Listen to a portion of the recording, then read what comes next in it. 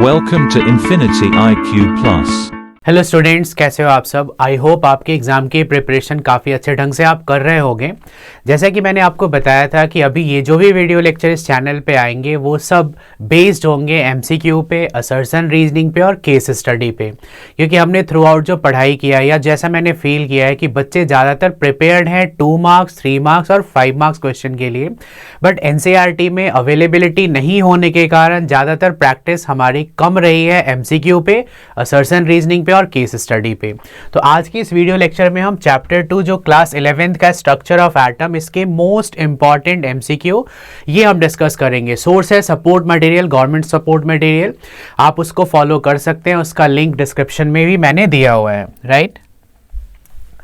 इस video lecture में हम कवर करेंगे कुछ मोस्ट इंपॉर्टेंट एमसीक्यू, साथ साथ एक दो मैचिंग के क्वेश्चन ले लेंगे और लास्ट में असर्शन रीजनिंग। केस स्टडी मैं ट्राई करूंगा कि कुछ चैप्टर्स में आपको बता दूं, क्योंकि आजकल जो फाइनल एग्जामिनेशन में ये 3 टॉपिक इंटीग्रेटेड, ये श्योर है कि आपके फाइनल में होगा और प्रैक्टिस करके आप नहीं जाओगे और डायरेक्टली ऐसे क्वेश्चन फेस करोगे, यहाँ आपका टाइम किल होगा और टाइम कम बचेगा 2, 3 और 5 मार्क्स के लिए। तो प्रैक्टिस काफ़ी ज़रूरी है, राइट। स्टार्ट करते हैं फर्स्ट क्वेश्चन से। Packet of energy. Planck's quantum theory में एनर्जी पैकेट को क्वांटम बताया गया था और लाइट के क्वांटम का नाम क्या है? फोटॉन। क्योंकि यहाँ क्वांटम या क्वांटा वर्ड तो हमें दिख नहीं रहा है, बट फोटॉन गिवन है तो आप फोटॉन पे टिक कर सकते हो। Orbital which is not possible. कौन सा ऑर्बिटल पॉसिबल नहीं है? 2p, 3s, 3d ये सब पॉसिबल है, लेकिन जो f है वो स्टार्ट ही 4th ऑर्बिट से होता है। s ऑर्बिटल्स फर्स्ट ऑर्बिट से स्टार्ट होते हैं, p सेकेंड से, d थर्ड से और f फोर्थ से। इन फ्यूचर gh यूज होगा तो 5th एंड 6th से, बट इसका आंसर क्या है जो पॉसिबल नहीं है? 3f, right. Next question. The magnetic quantum number of an atom is related to. जो मैग्नेटिक क्वांटम नंबर है एक्चुअली वो ओरिएंटेशन या डायरेक्शन बताता है ऑफ इलेक्ट्रॉन इन स्पेस और इन इलेक्ट्रिकल और मैग्नेटिक फील्ड, राइट। तो ओरिएंटेशन से रिलेटेड एक ही ऑप्शन गिवन है। Next question. The principal quantum number of an atom is related to. Principal quantum number orbit से रिलेटेड इंफॉर्मेशन देता है, बट यहाँ पे ऑर्बिट कुछ गिवन नहीं है। स्पिन तो अलग ही स्पिन क्वांटम नंबर से रिलेटेड है, स्पिन एंगुलर मोमेंटम L से रिलेटेड है और ओरिएंटेशन जैसे हमने मैग्नेटिक। तो ऑप्शन क्या बच गया? Size of the orbital. Orbital का साइज जैसे n1 है और n2 है तो फर्स्ट ऑर्बिट, सेकेंड ऑर्बिट, इनमें साइज 2 का बिगर होगा, ऑर्बिटल साइज भी बिगर होगा। नेक्स्ट क्वेश्चन है ये कॉम्बिनेशन, इसमें ये n की वैल्यू गिवन है, right. Correction, n = 4 and L = 3। n4 और L3, n4 को आप 4 ही लिखोगे और L3 मीन्स क्या होगा? f। L की 4 पॉसिबल वैल्यूज हैं, 0, 1, 2, 3 और इसकी मीनिंग है S, P, D and F। तो 4f में इलेक्ट्रॉन्स कितने होते हैं? 14। बट क्वेश्चन है कि इसमें सिर्फ यही क्वेश्चन है कि n4 और L3 से हम किसको रिप्रेजेंट कर सकते हैं। तो ऑप्शन क्या है? 4f। यदि इसमें क्वेश्चन आता है कि कितने इलेक्ट्रॉन होंगे तो 14 ऑप्शन होगा, कितने ऑर्बिटल्स होंगे तो 14 का हाफ 7। तो ऐसे क्वेश्चंस भी आगे आएंगे। What transition in hydrogen spectrum would have the same wavelength as the Balmer series of N4, N2? Actually ये क्वेश्चन आप देखोगे एनसीईआरटी बैक एक्सरसाइज का क्वेश्चन नंबर 33 है, जिसमें हमने सॉल्व किया हुआ है पहले के वीडियो लेक्चर में और हमारा रिजल्ट 2 and 1 आया था। क्योंकि हाइड्रोजन पे जो फॉर्मूला आप अप्लाई करते हो हीलियम के लिए चेंज हो जाता है, बाकी सभी वेवलेंथ, वेव नंबर में Z² टर्म हम यूज करते हैं।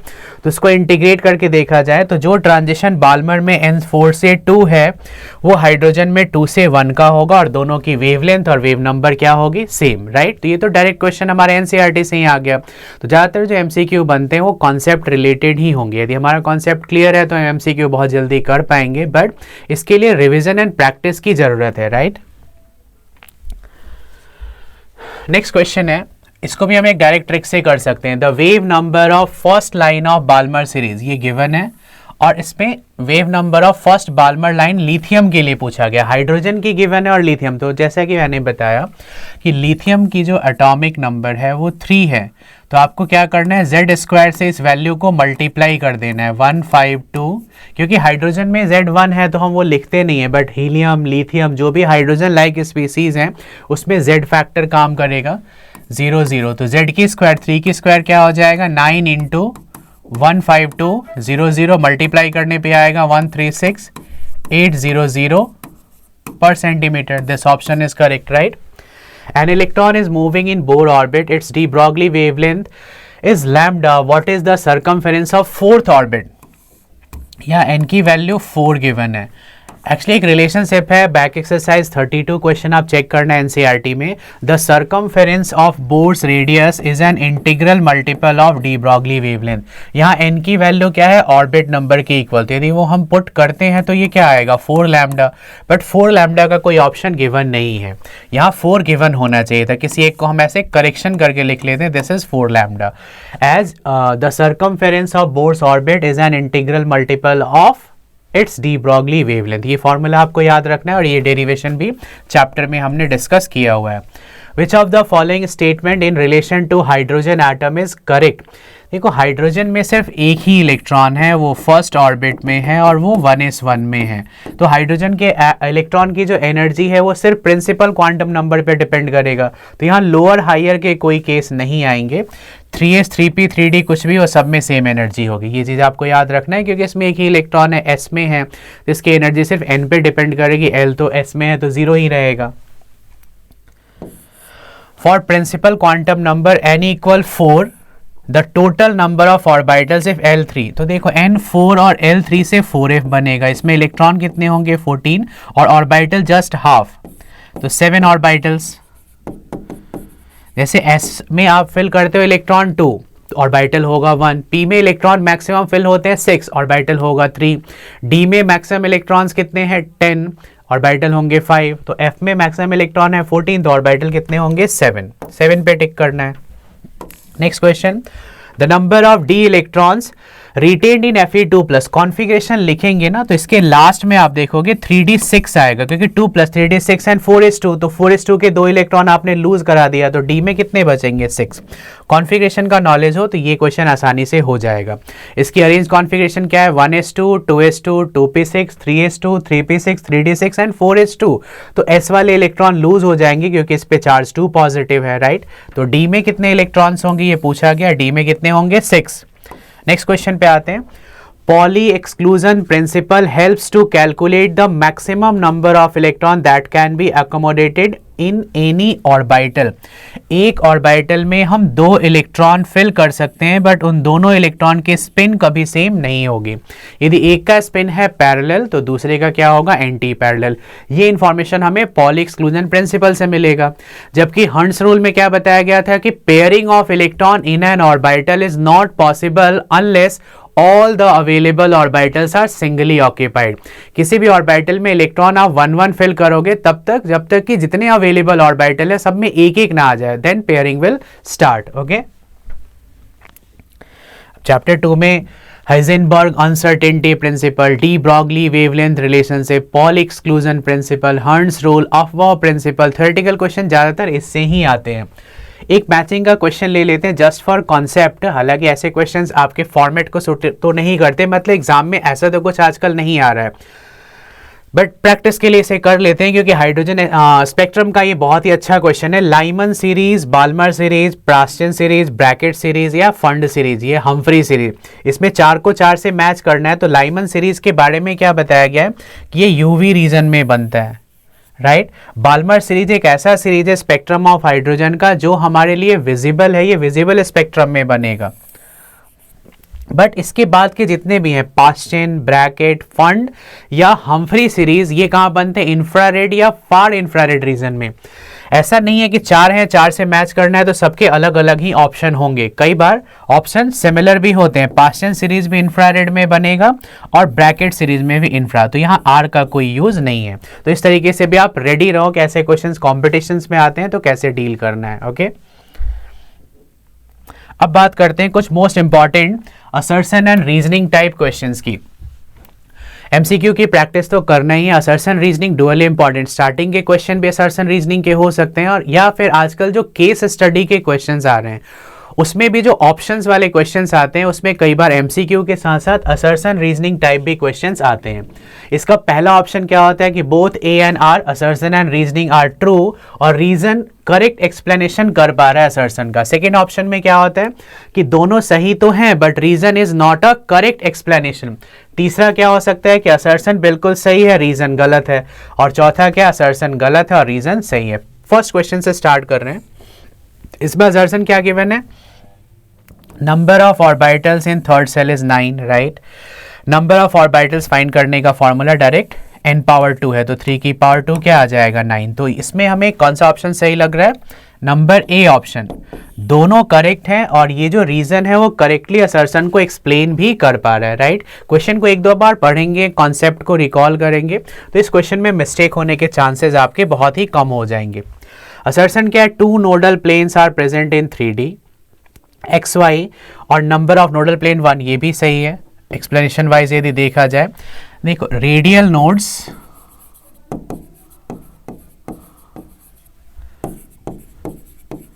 एंगुलर नोड्स ये फाइंड होता है n माइनस एल माइनस 1 और ये फाइंड होता है l से। टोटल नोड्स दोनों का सम करेंगे, l से l कैंसिल हो जाएगा, n माइनस 1 से आएगा। तो ये कुछ शॉर्टकट फॉर्मूले हैं जिसके थ्रू आप ऐसे क्वेश्चन को सॉल्व कर सकते हो। The energy of an electron is largely determined by its principal quantum number, right, क्योंकि n प्लस एल पे डिपेंड करता है जिसमें n मेन फैक्टर है। The principal quantum number is a measure of most probable distance of finding the electron around the nucleus, correct। ये भी सही ढंग से एक्सप्लेन कर पा रहा है असर्शन को। n plus L rule subshell की एनर्जी लेवल के लिए है और n मेनली बताता है कि जिस भी सबशेल की n वैल्यू हाइयर है उसकी एनर्जी हाइयर होगी। कई बार क्या होता है n प्लस एल सेम हो जाता है, तब भी हम n फैक्टर से ही एनर्जी डिसाइड करते हैं, ओके। नेक्स्ट क्वेश्चन है fourth. An orbital cannot have more than 2 electrons.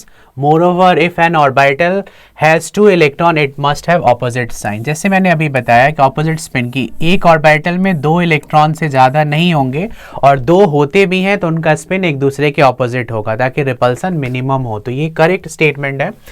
Reason, no 2 electron in an atom have the same set of 4 quantum number. यदि दोनों इलेक्ट्रॉन का स्पिन आप सेम रखोगे तो इसमें जो स्पिन क्वांटम नंबर है वो क्या आ जाएगा 0 0, जो कि पॉली एक्सक्लूजन प्रिंसिपल के अकॉर्डिंग करेक्ट नहीं है। इट मीन्स कि both assertion and reason are correct and reason is the correct explanation of assertion. तो ऑप्शन क्या हो जाएगा ए। हमारा नेक्स्ट क्वेश्चन है, black body is an ideal body that emits and absorb radiation of all frequency, right. Black body का यही काम ही है कि एनर्जी को एब्जॉर्ब करना या रेडिएट करना। The frequency of radiation emitted by a black body goes from a lower frequency to higher frequency with an increase in temperature. जब आप टेम्परेचर बढ़ाओगे तो ये लोअर से हायर की तरफ जाएगा या हायर से लोअर की तरफ। तो हमेशा जो हीट का ट्रांसफरेंस होता है वो हायर टेम्परेचर से लोअर की तरफ जाएगा। तो रेडिएशन के लिए भी ये पॉइंट तो सही गिवन है, दोनों सही हैं, बट इसकी एक्सप्लेनेशन के लिए ये रीजन ज़्यादा सुटेबल नहीं लग रहा है। तो इसमें हम ऑप्शन क्या लिखेंगे बी। नेक्स्ट पे आते हैं। असर्शन है 2p orbitals do not have any radial nodes. क्या 2p में कोई रेडियल नोड्स नहीं होता।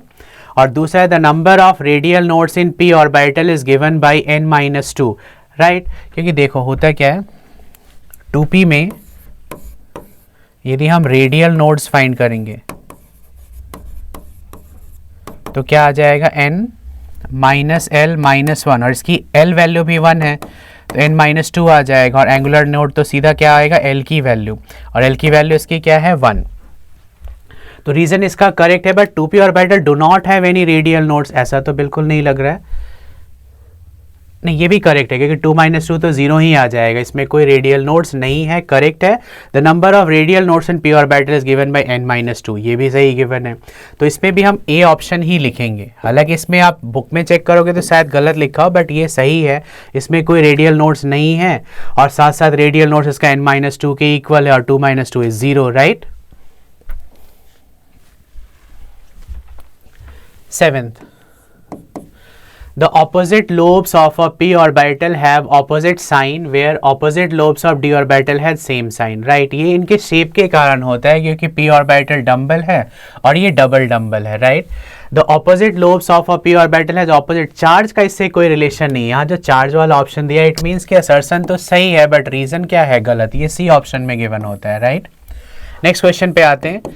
Electronic configuration of chromium 3 plus containing 21 electron is same as that of scandium 21. Isoelectronic species have same electronic configuration. ऐसा बिल्कुल भी नहीं है, ये मिस्टेक ज़्यादातर बच्चे करते हैं। यदि आपको क्रोमियम 3 प्लस की कॉन्फ़िगरेशन लिखना ही है तो पहले आप क्रोमियम 24 की कॉन्फ़िगरेशन लिखोगे, इसे अरेंज कराओगे, फिर चार्ज के अकॉर्डिंग इलेक्ट्रॉन लूज़ कराओगे, जो कि डिफरेंट आएगा। क्रोमियम 3 प्लस में लास्ट में जो कॉन्फ़िगरेशन आता है वो 3D 3 इलेक्ट्रॉन लूज़ कराया तो एक इसके 4s1 से लूज़ होगा और 2 यहाँ से, तो 3d3 आएगा।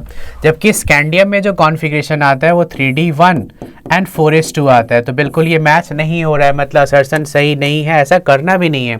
आयन की कॉन्फ़िगरेशन का रूल क्या है, पहले एटम की कॉन्फ़िगरेशन करो जिससे वो आयन बना है, and after arrangement as per their charges उतने ही इलेक्ट्रॉन लूज या गेन कराना है।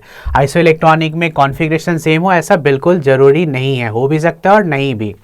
Reason, orbitals of atoms are filled in order of increasing energy following above principle. ये तो सही है कि हम फिलिंग जो करते हैं N+L रूल से अबव प्रिंसिपल से ही, कि पहले उन ऑर्बिटल्स में इलेक्ट्रॉन फिल करते हैं जिसकी एनर्जी लोअर है, उसके बाद हायर वाले में फिल करते हैं। तो इसमें असर्शन ही गलत है और रीजन करेक्ट है। ऐसा ऑप्शन कौन सा होता है, डी ऑप्शन।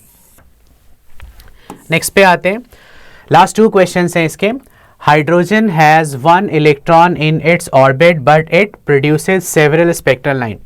क्योंकि हाइड्रोजन में 1 इलेक्ट्रॉन है, फर्स्ट ऑर्बिट में है, तो बहुत ज़्यादा वो ट्रांजिशन शो करेगा, बहुत ज़्यादा स्पेक्ट्रल लाइंस बनाएगा। इसके स्पेक्ट्रल लाइंस में इतने ज़्यादा वेरिएशंस हैं कि उसको सीरीज वाइज क्लासीफाई किया गया, Lyman, Balmer, Paschen, Brackett, Pfund, Humphrey, various, और ये डिफरेंट रीजन ऑफ रेडिएशन में फॉर्म होते हैं। There are many excited energy level, correct. 1 से ये क्या जाएगा इनफाइनाइट पे, रिटर्निंग का एक्साइटमेंट देखोगे तो इनफाइनाइट से 1, higher to 2, higher to 3, higher to 4, इस तरीके से ये वेरियस स्पेक्ट्रल लाइन फॉर्म करेगा। जिसमें assertion reasoning related to H spectrum both are correct, और रीजन इसे करेक्टली एक्सप्लेन भी कर पा रहा है। हमारा लास्ट क्वेश्चन है इस चैप्टर से, the free gaseous chromium atom has 6 unpaired electron. Chromium पे हम स्पेशल रूल अप्लाई करते हैं, और स्पेशल रूल अप्लाई करने के कारण इसके लास्ट में 3d5 और 4s1 आता है। नॉर्मली आप कॉन्फ़िगरेशन करोगे तो 4s2 एंड 3d4 होगा, but half filled and fully filled जो कॉन्फ़िगरेशंस होते हैं are suppose to be more stable due to more symmetrical distribution. It means कि जब 4s2 का 1 इलेक्ट्रॉन यहाँ आप शिफ्ट करोगे तो 5 अनपेयर डी में आ गए और 1 एस में। टोटल कितने अनपेयर्ड इलेक्ट्रॉन्स हो जाएंगे इसमें, 6 अनपेयर्ड इलेक्ट्रॉन्स। हाईली पैरामैग्नेटिक होगा। Half filled D orbitals have greater stability, क्योंकि हाफ की स्टेबिलिटी ग्रेटर है इसलिए हमने 3d4 और 4s2 को क्रोमियम में यहाँ से 1 इलेक्ट्रॉन ट्रांसफर किया नियरेस्ट एस से, और इसे 3d5 एंड 4s1 में कन्वर्ट कर दिया। इट मीन्स कि यहाँ भी असर्शन एंड रीजन दोनों करेक्ट है, और रीजन करेक्ट एक्सप्लेनेशन भी है असर्शन का। तो ये था हमारा डिस्कशन क्लास 11th केमिस्ट्री के सपोर्ट मटेरियल से स्ट्रक्चर ऑफ एटम के मोस्ट इंपॉर्टेंट क्वेश्चन जो हमने अभी डिस्कस किया, असर्शन रीजनिंग का और पहले एमसीक्यू का। नेक्स्ट वीडियो लेक्चर में हम चैप्टर 3 जो classification of elements and periodicity in property है, इसके क्वेश्चन डिस्कस करेंगे। यदि इन वीडियोस के थ्रू आप प्रैक्टिस लगातार करते रहोगे तो एनसीईआरटी ने आपको हेल्प किया 2 मार्क्स, 3 मार्क्स और 5 मार्क्स के क्वेश्चन को बेटर वे में सॉल्व कराने के लिए, और ये वीडियो लेक्चर हेल्प करेंगे आपको एमसीक्यू, असर्शन रीजनिंग, या फिर अभी केस स्टडी के भी कुछ हम वीडियो लेक्चर ऐड करेंगे, वो आप प्लेलिस्ट में चेक कर सकते हैं। तो आज का वीडियो लेक्चर फिनिश करते हैं। All the best for your upcoming examinations. Follow and subscribe us for more.